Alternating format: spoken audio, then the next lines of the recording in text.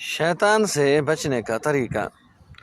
किस्सा मशहूर है कि कोई बुज़ुर्ग थे, उनके पास एक दफ़ा एक तालिब इल्म आया जो दीनी अलूम सीखता रहा।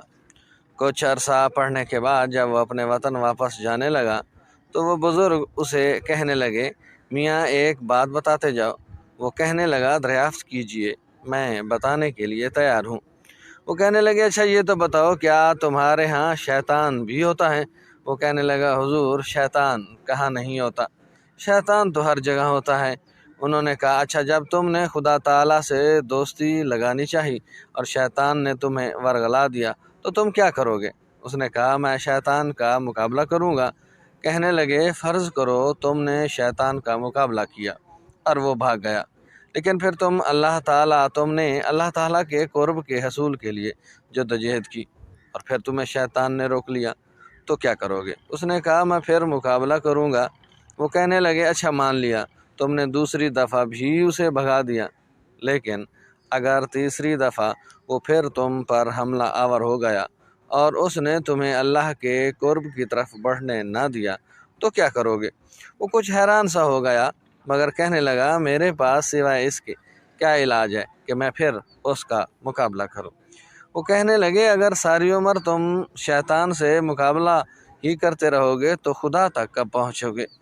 वो लाजवाब होकर खामोश हो गया। उस पर उस बुजुर्ग ने कहा, अच्छा ये तो बताओ, अगर तुम अपने किसी दोस्त से मिलने जाओ और उसने एक कुत्ता बतौर पहरेदार रखा हुआ हो और जब तुम उसके दरवाजे पर पहुंचने लगो तो वो तुम्हारी एड़ी पकड़ ले, तो तुम क्या करोगे? वो कहने लगा, कुत्ते को मारूंगा और क्या करूंगा।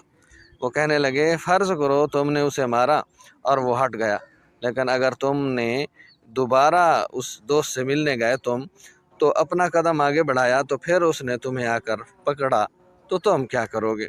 वो कहने लगा, मैं फिर डंडा उठाऊंगा, उसे मारूंगा। उसने कहा, अच्छा तीसरी बार फिर वो तुम पर हमला हो गया, तो तुम क्या करोगे? वो कहने लगा, अगर वो किसी तरह बाज ना आया तो मैं अपने दोस्त को आवाज़ दूंगा कि ज़रा बाहर निकलना, ये तुम्हारा कुत्ता मुझे आगे नहीं बढ़ने देता, इसे संभाल लो।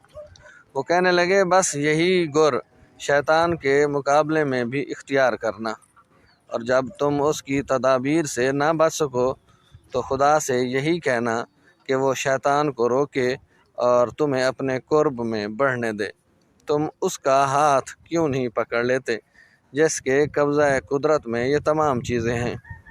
अगर तुम उससे दोस्ती लगा लो तो तुम्हें उन चीज़ों का कोई ख़तरा ना रहेगा और हर तबाही और मुसीबत से भी बचे रहोगे। ये इलाज कुरान मजीद ने शैतान से बचने का बताया है। उम्मीद करते हैं कि शैतान से बचने का तरीका जो हमने आप दोस्तों के साथ शेयर किया आपको पसंद आया होगा। वीडियो पसंद आए तो चैनल को सब्सक्राइब कीजिएगा, साथ में लगे बेल आइकन को ज़रूर दबाइएगा ताकि इस तरह की आने वाली वीडियोस के लगातार और बर वक्त नोटिफिकेशन आप तक पहुंचते रहें। अब तक के लिए इतना ही। अपना ख्याल रखिएगा, अपनी दुआ में याद रखिएगा।